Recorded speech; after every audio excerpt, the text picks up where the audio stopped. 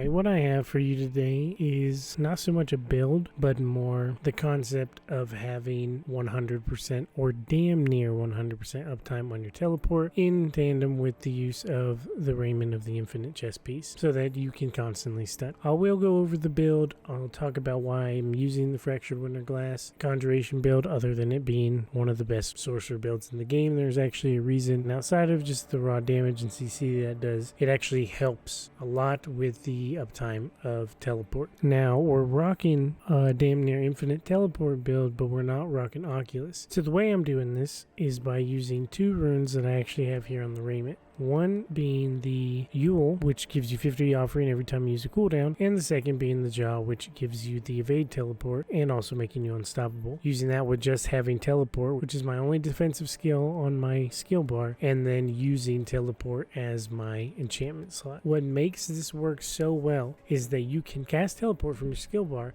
and then while you're setting off all your conjurations, all your frozen orbs, you'll be earning your rune teleport as well as your evade already having a teleport. And if you earn that rune teleport, if you earn the Jaw, whatever, that rune while your evade is still up, you can teleport, and then after that goes away and you have to re-earn it, you'll still have your enchantment slot teleport. So really, you are going to see the teleport climb there because I'm using cooldowns.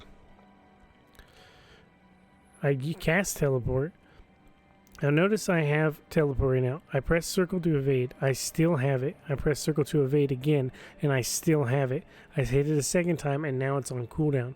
Because if you sit here and earn it while you're doing it, if you evade right before you earn it, you get it right back. You can evade again, and then you can evade again, and then you still have the one on your skill bar. And then with all that, you'll be rocking Elemental Attunement, which is on your ring. I don't even have skill points in this, but it gives you a defensive skill back every 10 seconds. Well, I'm only using one defensive skill. So every 10 seconds, if you're not counting the actual cooldowns that are constantly happening, you are going to have 4 teleports back to back to back. And in the middle of combat, with you sending out all these skills, the way it's working is you're going to continue to be able to teleport. That elemental attunement's going to go off. You're going to be constantly getting back your teleport, and you're going to be constantly stunning. Most sorcerer builds are running 2 to 3 defensive skills because of the rune and the cooldown you get from your boots. You're sending out so many conjurations as well as frozen orbs, and it's taking 1.5 seconds off your evade cooldown. And with Raiment, adding that 20% extra, it doesn't feel like you have a cooldown hardly at all on your evade. You're sitting down here at 10 seconds, but you hardly feel that with how many skills you're sending out. So I'll hit teleport, I'll hit it again.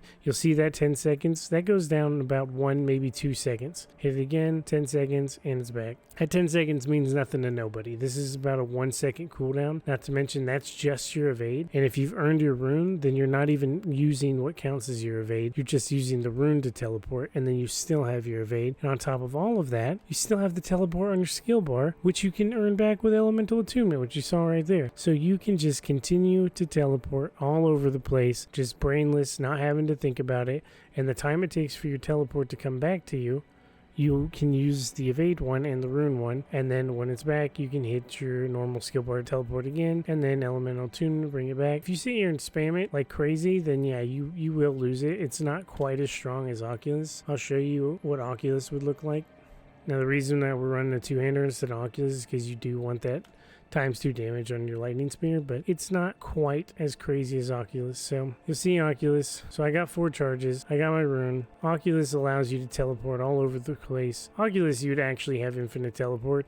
You would have to be a little just irresponsible with your teleport to not have a teleport up with Oculus. What's better about this build than the Oculus build is Oculus teleports you to a random spot. You don't get to choose the location, but with this, you get to teleport exactly where you want to, especially if you're on PC. I'm on PlayStation, so I'm kind of just at will of the direction I point and if there's enemies there or not. But let's get into the actual build and why I chose Fractured Winterglass. Now, a Conjuration Fractured Winterglass build is not a unique build. It's one one of the most popular builds from last season, and it's still pretty strong in this season. But the reason I use it is because of the main skill under the masterwork there. Conjuration's cooldowns get reduced by 0.3 seconds every time a frozen orb explodes. Well, you know, if you played Season 5, you know about the Fractured Winterglass. You're going to have so many frozen orbs out. They're going to continuously blow up twice because of the frozen orb aspect I have on my gloves. That cooldown applying to your conjurations just allows me to call more conjurations. As you see, 3 of the 4 conjurations I have are cooldown conjurations. So that's going to continue to gather Yule offerings to give it to Jah so that I can constantly teleport. And it has a 2-second cooldown, but in those 2-second cooldown, you can just use the teleport that's on your skill bar or your actual evade teleport. Now, I'll get into the actual skill tree. There is some stuff I do in here that you could probably avoid. Straight into it. 2 points into Firebolt, 1 point into Frozen Orb, 1 into Enhanced, 1 into Greater. I put 3 points into Potent Warding. I have 4 for my gear. I actually do like this, even though I do hit all my 70% resistance caps. I do like the 14% additive on the fire, ice, and lightning. 70 is the soft cap, 85 is the hard cap, so I'm getting up to 84, so I'm getting pretty close. Not quite hitting it, but Potent Warding helps with that. Now, moving on to the defensive. We're only taking 1 defensive. It's the main point of the video, and it's teleport. We're going to put 1 into teleport, we're going to put 1 to enhance, and we're going to put 1 into shimmering. This is great because you're basically just going to have 100% uptime on 30% damage reduction, which is just a good thing always, because this goes off every time you teleport, whether it's from your evade or from your skill bar. I put 3 points into Glass Cannon. I get 4 additional points from the Rima uni, and then I have 2 points of Element Attunement. This is kind of nice because you should be running Tower Ashes with this. This is where it comes from. Tower Ashes just comes with this. Because I'm not running any other defensive, every 10 seconds, the only possible one that can get reset is teleport, which is just helping with the 100% uptime on teleport. Let's come down to conjurations. You're running Fractured Winterglass, you have to run Conjuration Mastery. I got lucky and I got a greater affix on my amulet, which I'll show you when I show you the gear. So I have 3 in here, but I'm getting 9 more from the amulet. We actually do go with Hydra. Most of the time people don't include Hydra in their Winterglass builds, but because we don't need another defensive, because I don't think the added attack speed from the ultimate is really worth it, and because it is the easiest way to build up our key passive is by just hitting Hydra, because it doesn't have a cooldown. It costs mana every time you light it. So right before you go into crowded areas or big boss fights, you can just alternate between Frozen Orb and Hydra. It's the easiest way to do it. Most of the time your other conjurations will help you get to that, well, minus familiars. Familiars will always mimic the last thing, so they're not going to help you build up enlightenment. But ice blades come back super fast because you're going to have 6 of them out all the time. You can easily get 12 lightning spears out all the time, so they will alternate with your frozen orbs. But to start a fight, 2 hydras is a good way to go into the fight. Now, I do get familiars. I go with enhanced and I go with invoked. This one is completely dependent on if you send them out after you send out your lightning spears, because your damage only applies to the skill that the familiar is. I like to start fights by sending out lightning spears and then sending out 3 of these to make sure I'm getting that additive lightning damage. But you really don't have to do invoked. You can do something else with this point if you want. Familiar, enhanced, and invoked. Then I go lightning spear down to enhanced and always invoke just for the added stun. And then of course Conjuration Mastery, which I recovered. Mana shield, more damage reduction because you're sending out the frozen orbs and hydras. You get align the elements just because you want to get the 3 ranks of protection, because cooldowns are all this build is, so you're just constantly going to have a barrier up, which is nice because I do actually go get 3 ranks of Icy Veil to increase barrier time, and then I get 3 ranks of Gold Front just so I can get that 24% multiplicative increased chill on enemies, because I'm sending out so many frozen orbs and I'm always going to have a barrier. And then you have to get Inner Flames so that you can get 3 ranks of Devouring Blaze. This works because we are running Firebolt, so everything is always on fire, so we're getting that multiplicative critical hit chance. And because we're crowd controlling them always, we're actually getting that 30%. Coming down here, this is really up to you. This is just a little bit of added damage. It's not a lot, but the only reason I end up doing this is because I have 6 ranks of Shocking Impact on my chest piece. 1, it was a greater affix, and 2, it got upgraded twice through masterworking. I have 9 ranks into it, so I just put it. It is direct damage, so it does crit. It will get into the millions. It's nothing crazy. Damage is damage. I'm already getting 6 ranks into it. Might as well increase it a little more. Then down to Permafrost, and then you're going to get 3 into Horror Frost. Enemies are constantly frozen. This is an 18% added damage just for some more survivability, because again, I'm only running one defensive skill. We get Fiery Surge so that we can get 3 ranks of warmth. We're just constantly getting that 3% health back because everything's always on fire. And then because Lightning Spear is going to be flying around, familiars are going to be flying around, I do go ahead and get Coursing Currents, mainly so I can get Electrocution and get that 18%. So we're getting 18% damage reduction from this, we're getting 30% from this, and we're getting 30% from this. A lot of survivability in this build, not to mention that we're constantly CCing and teleporting all over the place, so it's hard to hit us. And then the best key passive any sorcerer can have, unless you're pushing pit tiers, is Enlightenment. Multiplicative damage, attack speed, and mana regen. It's a win. And again, the fastest way to build Enlightenment is to send out a Frozen Orb, then you send out your Lightning Spear, you send out a Frozen Orb, and then you send out Hydras until you see that 15 stack all the way to 100, and then just hold down all your buttons and send out your Conjurations and Frozen Orbs. That's the skill tree. I'm just going to kind of go over the Paragon board fast. I will put a link down in the description for the Mobalytics version of this, so you can look at it there and you don't have to pause the video. I am level 229. You might be higher, you might be less. This is my Paragon board after 257 points. Yours might be a little smaller, might be a little bigger, but here we go. I go with Reinforced, more damage reduction, and then just boosting these rare nodes, which is elite damage and non-physical damage. Then I climb up and you're going to grab the Fundamental Release board. Go ahead and pop in the Tactician. You don't have to do a lot here because as you leave the board,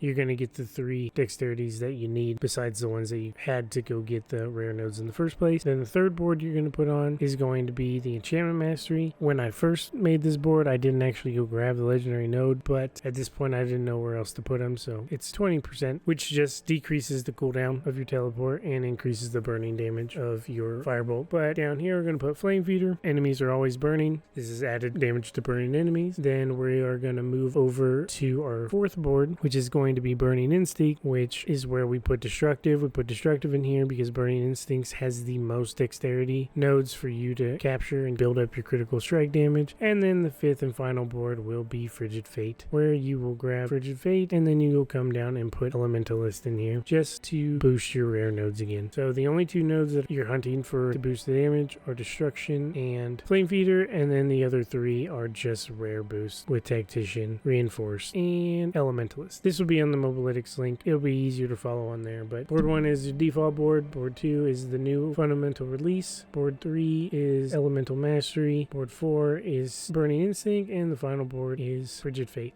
These are pretty much the same 5 boards that every sorcerer build uses because they're just the best 5 boards. I think the nodes switch out. I think some people may run Unleashed here, some people may run Exploit, and then depending on if you're pushing high tier, you might not be going for critical strike damage, but this is what I'm running for this. I'll show you the stats. I'm getting 92% critical strike chance, 2000 critical strike damage. We're getting a lot of damage with all of our abilities from the non-physicals, and then the additive damage to elites and burning. The last thing I'll go over is the gear. The gear's super important. I'll go over the 2 mythics. They were in my last build. They're in this build. They'll probably be in every build because they're the 2 best mythics that you can run for just raw damage, at least on sorcerer, and that's the Air of Perdition and the Ring of Starless Skies. All of my gear is masterwork to 12, so your stats may change compared to mine. I've got Raiment of the Infinite. I got a max roll on Time for Stun, and then I got greater affixes on Glass Cannon, Shocking Impact. I showed you on the skill tree that I've gone and built in the Shocking Impact simply because I kept getting Masterwork bonus on it. I wish those Masterworks went in the Glass Cannon, but you know, beggars can't be choosers. Damage is damage. On the gloves, we're running Frost Orb just so that our frozen orbs will explode twice and send out more conjurations, and then 30% chance to freeze. All 3 Masterworkings landed on chance to freeze, which, I mean, it isn't the worst thing in the world. I actually used these gloves for another build. You do not want chance to restore primary resource. Resource is not a problem with this because Frozen Orb isn't the main part of this build. I would just run critical strike damage there. I don't because I'm using this for another build as well, which I'll have in a later video, but I did want to point that out. Lucky Hit to restore primary resource is useless on this build, so just put crit damage or armor or whatever you need in that spot. Then down to the pants. I actually get all of my armor from my pants as well as using the path I use for my reinforcement. I run Intel, Life, Armor, and Total Armor, and then more chance to freeze every every build runs Chance to Freeze. You need enemies frozen. And then on my pants, I'm actually running Archon Folds, which just is increasing my crowd control. This build has so much CC, so that 20% additive duration is great. And if you run into an enemy that's unstoppable, then you're just going to do more damage to them anyway, so they won't last as long, even if you can't CC them. These boots are a must just because they help you hit the resistance thresholds. They give you that cooldown reduction. The movement speed's whatever, but the non-physical damage is a bonus. And the most important part is the stat under the armor. Attacks reduce your evade cooldown by 1.5%. We're running Splintering Energy on the staff, Intelligence, Max Life, Crit Strike damage, more Crit Strike damage, and Frozen Orb to cast twice. And then the 2 rings that you'll pretty much run on every sorcerer build. Tower Ashes. Do not run a greater affix 1 if you do not have a max roll on the talent. The talent is way more important than the actual affix. As close as you can get to 25%. I just got lucky enough that I got one with a greater affix that had 25% on it. I've actually gotten Tower Ashes to fall with 4 greater affixes on it, but it had a 13% roll, and those greater affixes don't matter if the talent itself is not rolled well. Starless Skies, already talked about that. And the main part of the entire build, the most overused item for all sorcerers, the Fractured Winterglass. Hopefully look for one that has a greater affix on Conjuration Mastery, and hopefully you'll get lucky enough to get all 3 Masterworks on Conjuration Mastery. I can't complain. I will take 2 of them, but this can go up to 10. For the runes, I have the Yule and the Jaw, which we talked about, the main builder of this. It's the cooldown mix of teleport. Down here, I'm running Neo and Ohm, which you're not going to get damaged a lot because everything's going to be CC'd, which means every 8 seconds you're going to have Warcry, and you're going to have Warcry for 6 seconds. If there's just going to be 2 seconds in between each Warcry where you're not going to have it, this is going to be almost as much uptime as the teleport is. And then we're running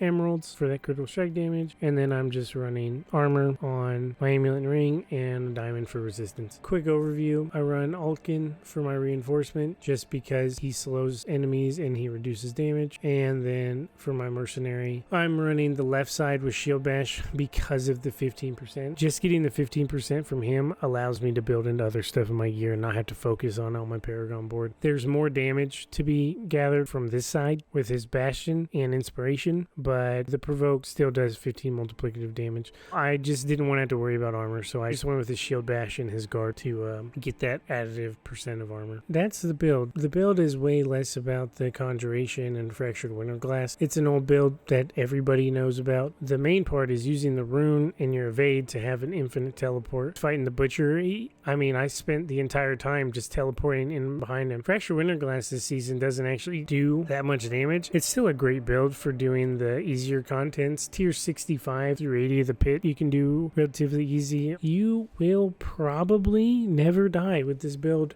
depending on the content you're doing. Again, it can go up to like tier 80 pretty comfortably. All Nightmare Dungeons, all the Undercity, the Infernal Hordes, all the other content in the game is pretty easy with this build. Just being able to teleport all over the place without really having to think about it. It's just fun to constantly stun the enemies and teleport behind them, teleport, stun them, and just kind of feel like you have a constant teleport up to not really having to worry about enemies trying to kill me. You can implement it into other builds. You can implement it into the fire damage build. I will say that the damage to single targets is a little weak with the Fractured Winterglass this season. If you're smart with it, just go with the fireball build and you will do a lot more damage. I'm not sure what kind of uptime you're going to have on it. I did purposely pick Fractured Winterglass so that I can have cooldowns going off all the time, so I can have teleport all the time, but you can implement this in anything. Just run your teleport as your enchantment slot, run the Yuljah Rune, and run just teleport as the only defensive thing on your skill bar, and you can pretty much do this on any sorcerer build. But that's all I got for you. I am working on a fun build that I'm trying to make work that's been nerfed into the ground that I'll try to get out here soon, and then eventually I'll push out the tier 100 pit pushing build. But ultimately I just wanted to get this video out there, show people in case you didn't know. But